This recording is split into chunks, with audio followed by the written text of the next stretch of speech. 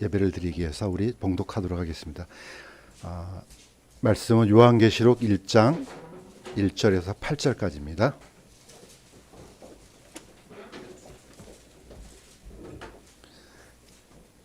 교독하고 마지막은 같이 읽도록 하겠습니다. 예수 그리스도의 계시라. 이것은 하나님께서 반드시 곧 일어나야 할 것들을 자신의 종들에게 보여주시려고 그분께 주신 것이라.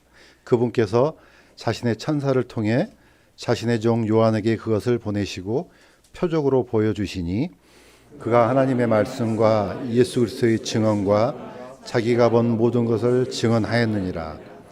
이 대언의 말씀들을 읽는 자와 듣고 그 안에 기록된 그것들을 지키는 자들은 복이 있나니 이는 때가 가깝기 때문이라. 요한은 아시아에 있는 7교회에 편지하노니 지금도 계시고 전에도 계셨고 앞으로 오실 분과 그분의 왕자 앞에서 계신 7양과 또 신실한 증인이시요 죽은 자들 가운데서 처음 나신 분이시며 땅의 왕들의 통치자이신 예수 그리스도로부터 은혜와 평강이 너에게 있기를 원하노라. 우리를 사랑하사 자신의 피로 우리의 죄들에서 우리를 씻으시고 하나님 곧 자신의 아버지를 위해 우리를 왕과 제사장으로 삼으신 분께 즉 그분께 영광과 통치가 영원 무궁토록 있기를 원하노라. 아멘. 보라, 그분께서 구름들과 함께 오시느니라. 모든 눈이 그분을 보겠고 그분을 찌른 자들도 볼 것이요 땅의 모든 족속들이 그분으로 인하여 통곡하리니 참으로 그러하리로다. 아멘. 나는 알파 오메가요 시작과 끝마침이라. 지금도 있고 전에도 있었고 앞으로 올 주 곧 전능자가 말하노라. 아멘. 잠시 서신 채 기도드리겠습니다. 하나님 아버지, 어느덧 2023년이 거의 마무리가 되어 갑니다. 내년이면 또 다른 새해를 맞이합니다. 지금까지 지켜주신 하나님의 은혜를 감사드리고 저희의 모든 필요와 또 모든 공급과 또 우리가 무엇을 주를 위해서 해야 될지 오늘 말씀을 통해서 또 하나님으로부터 깊은 명령과 함께 더 큰 우리의 마음다짐이 필요한 이 시간 될 수 있도록 도와주시옵소서. 주신 말씀 통해서 우리가 더 큰 하나님의 은혜를 느낄 수 있도록 도와주옵소서. 감사드리며 예수님의 이름으로 기도드렸습니다.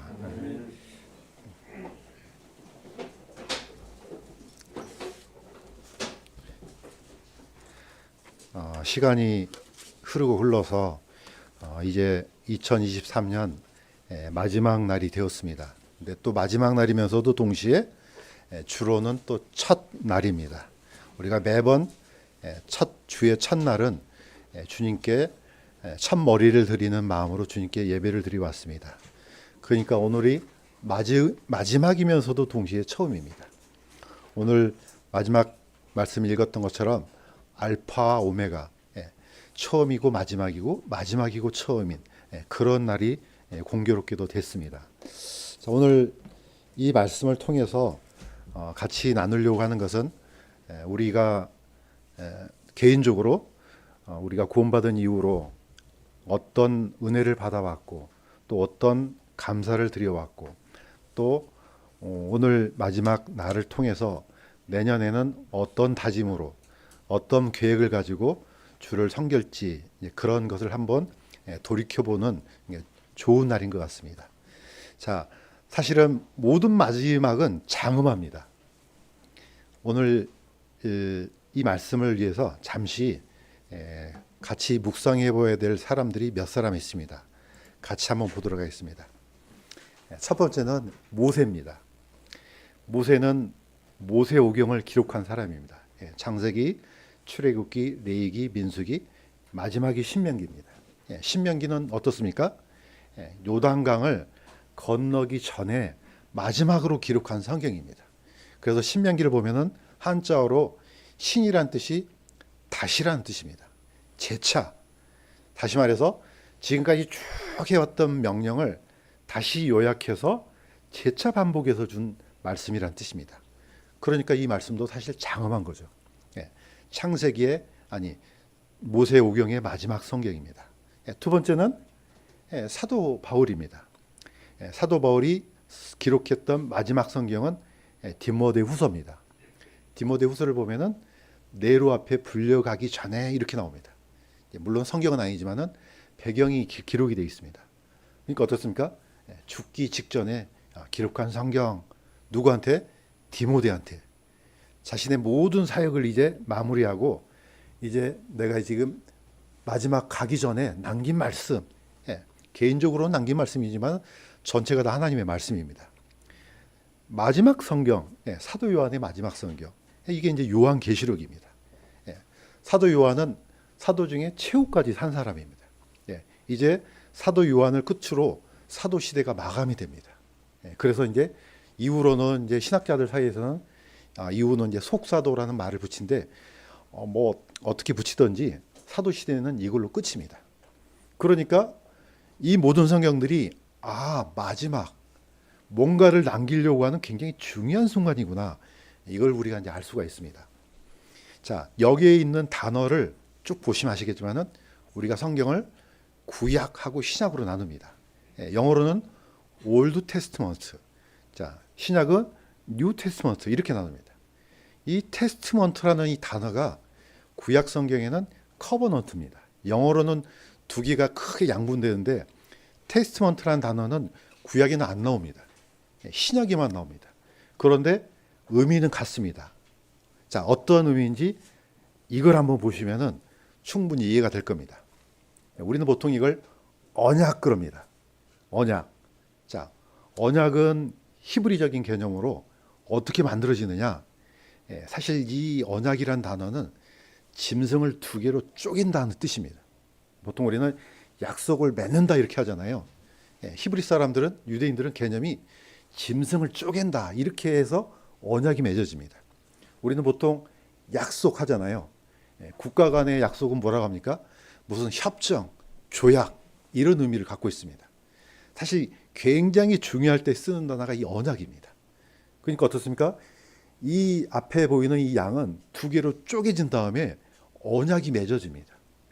그러니까 얼마나 중요하겠습니까? 자, 하나님과 아브라함의 언약일 때 아브라함은 모든 동물을 다 두 개로 쪼갰습니다. 그런데 나중에 안 쪼갠 게 있어요. 새는 쪼개지 않죠. 이때부터 하나님께서 너의 자손들이 이제 4대 만에 돌아올 것이라는 약속을 줍니다. 어쨌든 구약적인 개념은 짐승의 죽음을 통해서 뭔가 약속이 맺어집니다. 신약적인 의미는요, 이 테스트먼트라는 단어 안에 유언이라는 단어가 있습니다. 그러니까 마지막 가면서 남기는 굉장히 중요한 말이구나, 이걸 느낄 수가 있습니다.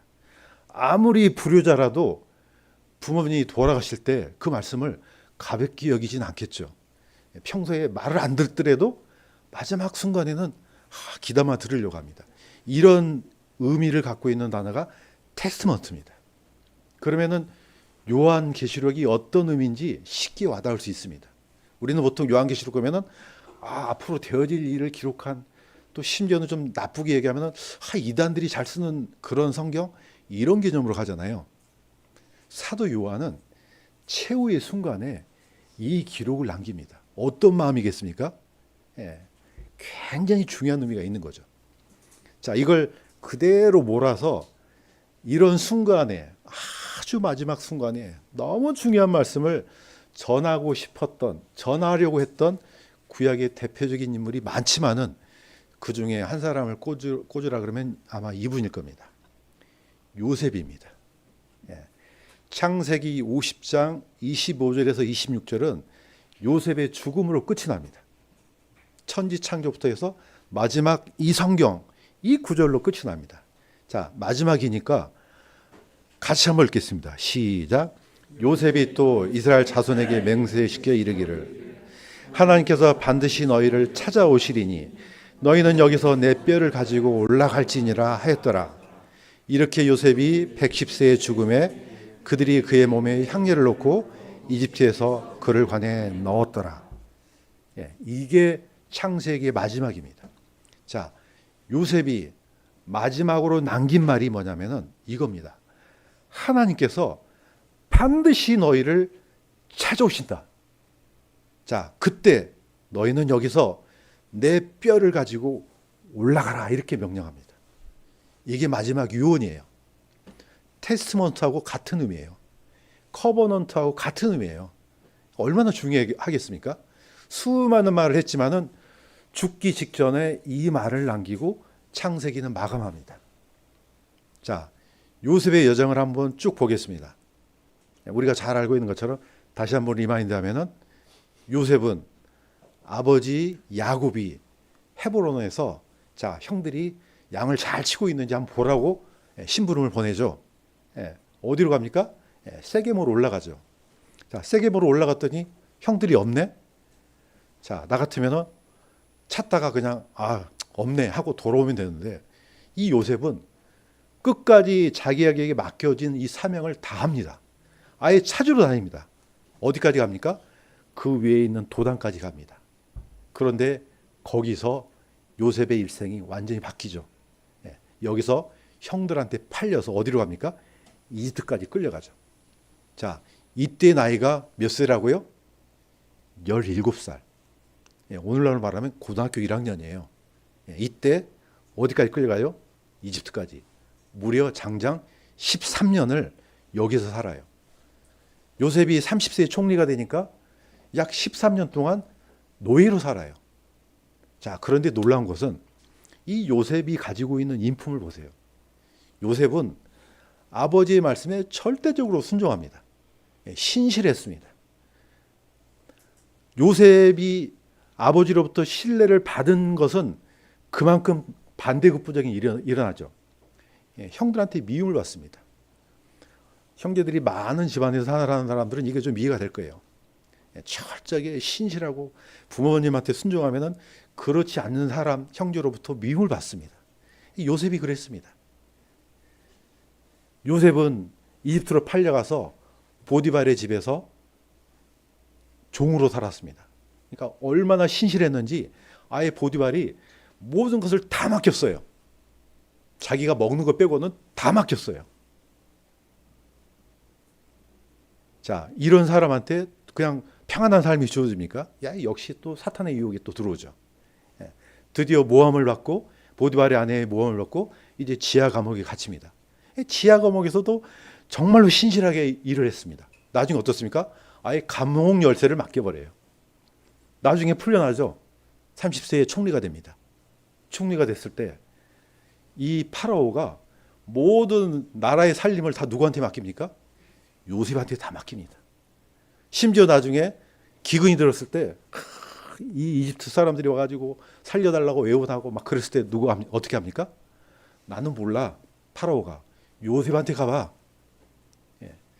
이 요셉은 집에서나 감옥에서나 어디에서나 똑같았습니다. 이 요셉이 마지막 남긴 말이 얼마나 중요하겠습니까? 보통 사람이 하는 얘기가 아니고 이런 삶의 모범을 보였던 신실한 간증을 보였던 사람이 마지막으로 했던 얘기예요. 다시 한번 집중해 보도록 하겠습니다. 자, 이제 요셉은 110세에 죽었기 때문에 장장 400년의 기간이 있잖아요. 앞으로 거의 300년이 더 남았어요. 자, 어떻게 얘기합니까? 하나님께서 반드시 너희를 찾아오신다. 그러면 너희는 여기서 내 뼈를 가지고 올라가라. 이걸 포커스를 맞추자면요, 이겁니다. 이집트에 살지만은 언제든지 떠날 준비를 하고 살아라, 이겁니다. 지금 이 땅에 살지만은 여기에 파묻혀 살지 말고 항상 떠날 준비를 하고 살아라. 이게 이스라엘 백성들한테 남겨진 마지막이에요. 두 번째는 이집트에 살면서 하나님의 백성의 정체성을 잊지 말아라, 이겁니다. 내 뼈를 갖고 올라가는 말은 여기에 묻지 말라는 겁니다.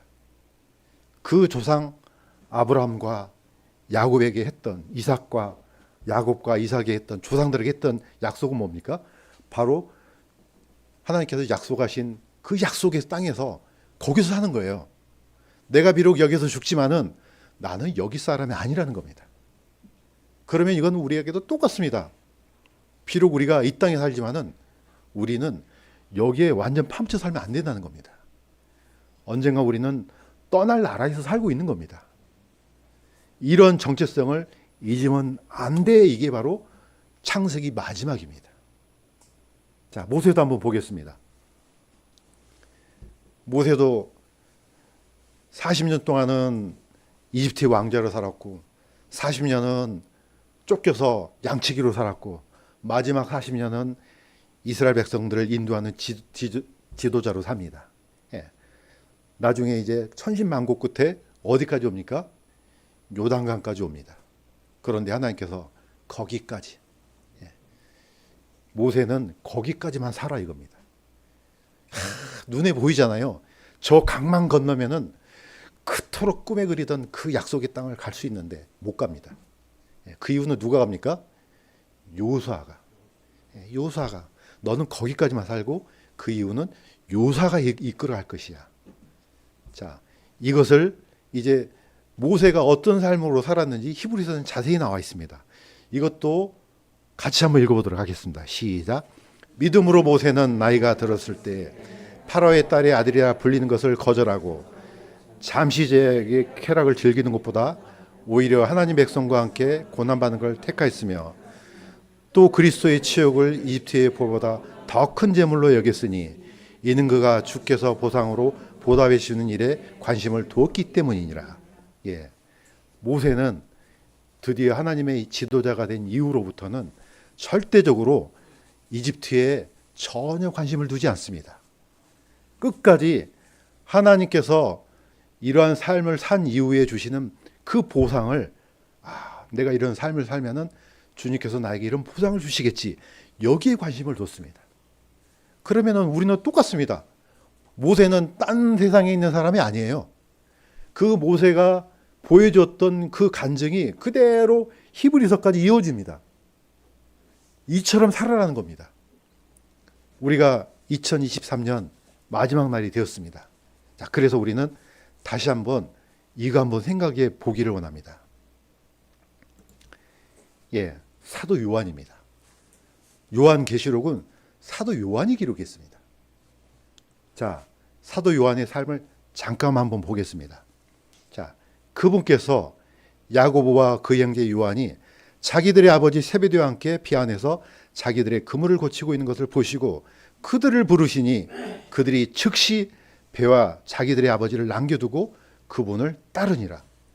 이게 이제 사도로 시작되는 삶이에요. 사도 요한은 자기 형 야고보와 함께 무슨 일 했습니까? 고기잡이 했습니다. 그것도 열심히 갈릴리에서 어부로 살았는데 어느 날 예수님께서 오셔갖고 두 사람을 불렀습니다. 그러니까 어떻습니까? 이 두 사람은 즉시 자기들이 했던 일을 멈추고 예수님을 따라 나섰습니다. 이게 사도 요한의 사도로의 삶이 시작된 겁니다. 자, 어디까지 갑니까? 십자가 밑에까지 가죠. 사도 중에서 유일하게 예수 그리스도의 십자가 밑에 섰던 사도가 사도 요한입니다. 그러니까 사도 요한만 아는 마지막 예수님의 마지막 말씀을 사도 요한만 기록한 게 있습니다. 그게 뭡니까? 요한복음 19장 30절.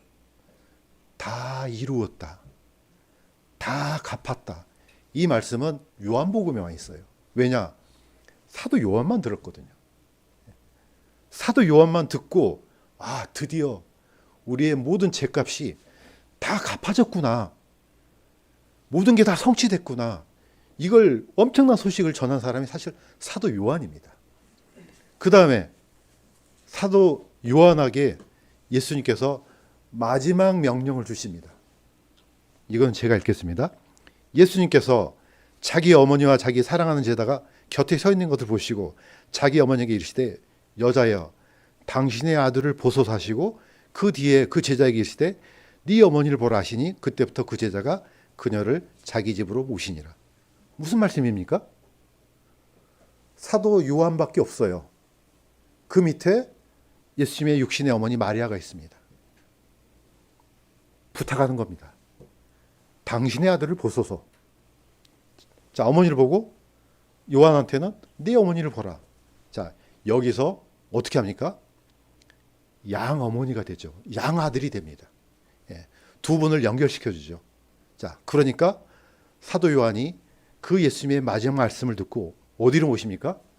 자기 집으로. 그러니까 사도 요한은 이제 어떤 명령이 떨어집니까? 예수님의 육신의 어머니 마리아를 평생 모셔야 되는 그 명령이 떨어진 겁니다. 이렇게 해서 자기 집으로 모셔요. 자, 예수님 밑에도 아들들이 있어요. 딸도 있어요. 그런데 누구한테 부탁합니까? 사도 요한한테 부탁하잖아요. 자, 이 말씀 속에서는 사도 요한이 얼마나 신뢰를 받는지 여기에 증명이 돼요.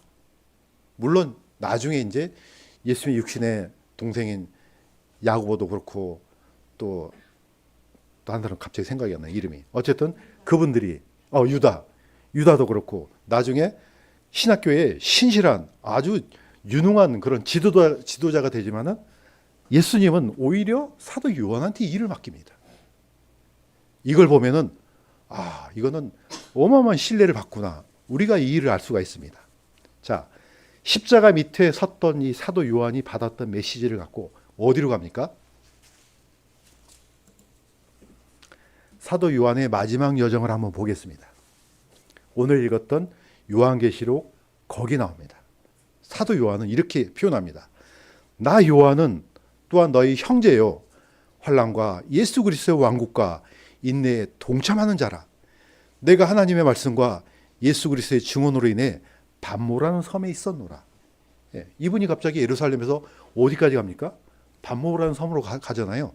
사실은 이 배경은 성경에 안 나와 있지만은 사도 요한은 예루살렘이 군대들에게 에워싸이기 전에 어디로 빠져나옵니까? 에베소서로 빠져나가요. 예수님께서 뭐라고 했습니까? 다니엘에게 말한 바 멸망에 가증한 것이 거룩한 곳에 선 것을 보고선 너희는 산으로 도망하라 이렇게 명령을 주십니다. 또 두 번째 명령은 예루살렘이 군대들에게 에워싸이는 것을 볼 때 너희는 산으로 도망하라 합니다. 이게 실제로 사건이 일어나요. 유대 반란이 일어납니다. 로마하고. 이때 이제 생각이 났겠죠. 그때 예수님께서 산으로 도망하라 그랬지. 그런 일이 일어나거든. 이때 예루살렘 교회는요, 다 짐 싸서 다 도망갑니다. 도망이란 말보다는 피하는 거죠. 예수님께서 미리 주셨기 때문에. 이때 사도 요한은 예수님의 육신의 어머니를 모시고 어디로 갑니까? 에베소서로 가요. 소아시아에 있는 에베소 지역으로 미리 피신을 하셔요. 자, 여기에서 이제 마지막 삶을 꾸려가요. 그런데 사도 요한이 이미 로마 황제들의 어떤 모습을 보았습니까? 예루살렘을 침공하러 왔던 사람은 베스파시아누스 황제예요. 이 사람이 이제 침공하러 왔다가 나중에 잠시 군대를 풀어주잖아요. 이때 내려가 죽습니다. 그러니까 다음 황제의 명령을 기다리기 위해서 잠시 군대를 예루살렘 밖으로 풀어줘요.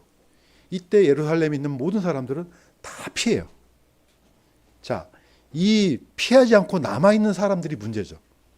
예수님께서 미리 말씀하셨지만은 안 믿었어요.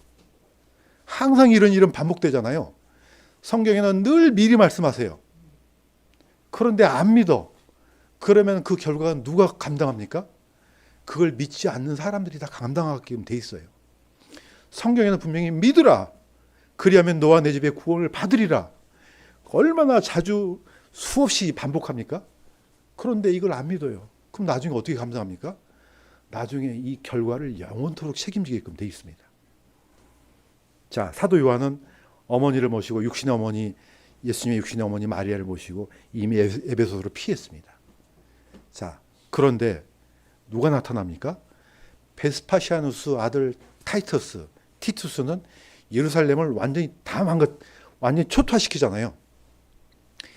베스파시아누스는 이제 자기가 황제로 추대가 되니까 로마로 들어가죠. 들어가면서 남은 마무리를 누구한테 맡기느냐? 자기 아들한테 맡겨요. 그 아들이 예루살렘 성전을 완전 초토화시켜버려요. 단 어디만 남기고요? 서쪽 성벽만 남기고. 그 바로 서쪽 성벽이 바로 오늘날 우리가 보고 있는 통곡의 벽이에요. 그 성벽이 예수님 때부터 지금까지 남아있는 유일한 증거물이에요. 그 다음에 이 타이터스는 황제가 돼서 딱 2년 동안만 황제가 돼요. 너무나 많이 시달렸어요. 이 사람이. 안으로 밖으로. 베수비우스 화산도 이때 터져요. 예, 이거 수습하느라고 거의 골병이 다 났어요. 바로 죽자마자 누가 이어갑니까? 그 다음 황제가 도미티아누스 황제죠. 바로 타이터스의 동생이에요. 그러니까 베스파시아누스 황제의 아들이에요. 예, 이 사람이 이 황제가 되자마자 무슨 작업을 벌입니까? 내가 바로 신이야. 내가 신이니까 나한테 절해야 돼. 이걸 벌였던 사람이 도미티아누스 황제예요. 말년은 그 아마 죽기 전에 한 2, 3년은 가장 극심했다고 합니다. 예. 자, 이 에베소서 지역까지 이 명령이 하달되는 거죠. 사도 요한이 알겠습니다 하고 머리를 숙일 사람이 아니잖아요. 그래서 이 명령에 굴복하니까 어떻습니까? 성경 안에는 나와 있지 않지만은 교회 전승에 의하면은 사도 요한을 끓는 기름 가마솥에다 집어 던져서 죽였는데 이상하게 뚜껑을 열어보니까 죽지 않는 거예요. 뭐 이거는 저도 모르겠어요. 어떻게 해서 안 죽었는지도 모르지만 어쨌든 살아나니까 밑에 있는 사람들이 이분은 그냥 죽이면 안 됩니다. 이거는 보통 사람이 아니에요. 그러니까 어떻게 해요? 죽이는 것 대신에 어디로 보냅니까? 반모섬으로 귀향을 보내는 거죠. 한 에베소서에서 반모섬까지는 약 70km 정도 떨어졌답니다. 오늘날에는 뭐 4시간 정도 걸리지만은 옛날에는 거의 하루길이 아니겠어요. 100km. 자, 이곳에 가서 이제 마지막 예수님의 계시를 받아서 기록한 게 바로 요한계시록입니다. 그러면은 얼마나 장엄하겠어요. 이때 사도 요한의 나이가 거의 90세 가까이 됐어요. 이제 얼마 안 있으면 죽어야 될 그런 나이예요. 그분이 마지막으로 기록한 성경, 이게 요한계시록이에요. 많은 사람들이 이걸 그냥 무슨 이단들이 쓰는 무슨 계속해서 앞으로 어떤 일이 일어날까 이런 걸로 생각하잖아요. 테스트먼트. 정말로 중요한 그런 유언이에요, 이게. 자, 본문을 한번 돌아와 보겠습니다. 계시록 우리가 읽었던 말씀입니다. 그가 하나님의 말씀과 예수 그리스도의 증언과 자기가 본 모든 것을 증언하였느니라. 누가요? 사도 요한이에요. 3절에 이렇게 되어 있습니다.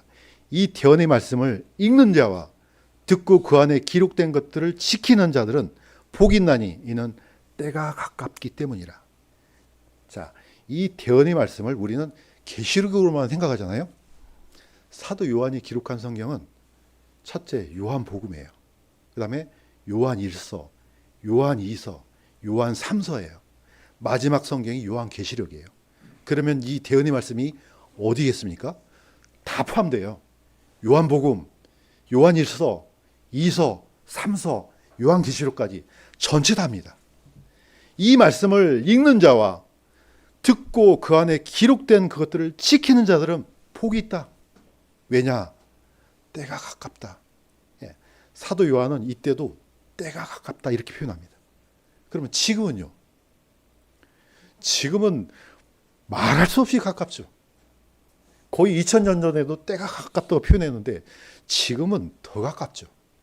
그야말로 내년에 어떤 일이 일어날지 모를 정도로 가까운 시대가 됐습니다. 이게 바로 사도 요한의 마지막 당부입니다. 그러면서 이렇게 표현했습니다. 지금도 계시고 전에도 계셨고 앞으로 오실 분, 사실 이게 구약의 단어로는요 요하라는 단어입니다. 요하라는 이 단어가요 하나님의 이름도 되지만 이 의미도 포함돼요. 뭐냐? 항상 존재한다는 뜻이에요. 그러니까 신학적인 의미로는 옛날에도 있고 지금도 있고 계속 존재한다. 이게 바로 지금도 계시고 전에도 계셨고 앞으로 오실 분, 이게 요하라는 단어입니다. 두 번째는 일곱 영이라는 표현을 했습니다. 이거는 영이 일곱이라는 뜻이 아니에요. 성령을 이렇게 표현해요. 성령. 세븐은 항상 하나님의 주권을 상징하는 숫자입니다. 성령, 일곱 영과 그 다음에 마지막으로 신실한 종이시요 죽은 자들 가운데서 처음 나신 분이며 땅의 왕들의 통치자이신 예수 그리스도로부터 삼위일체가 정확히 나타납니다. 아버지 하나님과 예수 그리스도와 성령이 정확하게 나타나요. 그러면서 은혜와 평강이 너에게 있기를 원하노라. 이렇게 표현합니다. 자, 이제 마무리하겠습니다.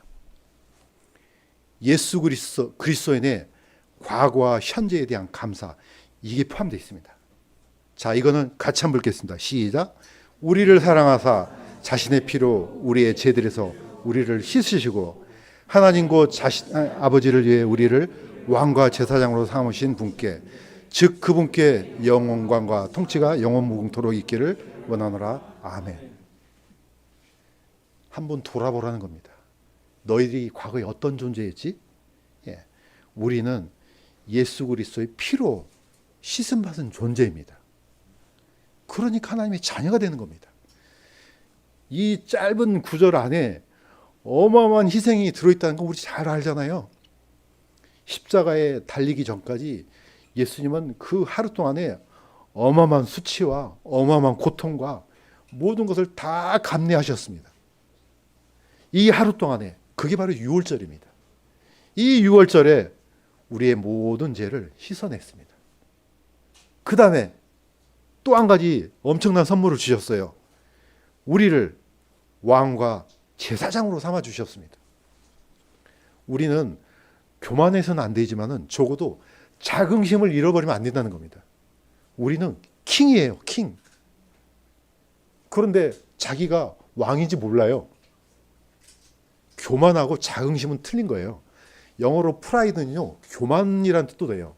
그렇지만 프라이드는요, 자긍심도 돼요. 굉장히 놀라운 단어 아닙니까? 영어 하나 안에. 우리는 어마어마한 신분을 갖고 있습니다. 너희가 이러한 신분을 얻었다는 게 지금 사도 요한은 다시 한번 반복하는 겁니다. 자, 제사장하고 대제사장은 다릅니다. 우리는 제사장이에요. 대제사장은 예수 그리스도입니다. 우리는 왕이지만은 예수님은 왕 중의 왕이에요. 이거 착각하면 안 돼요.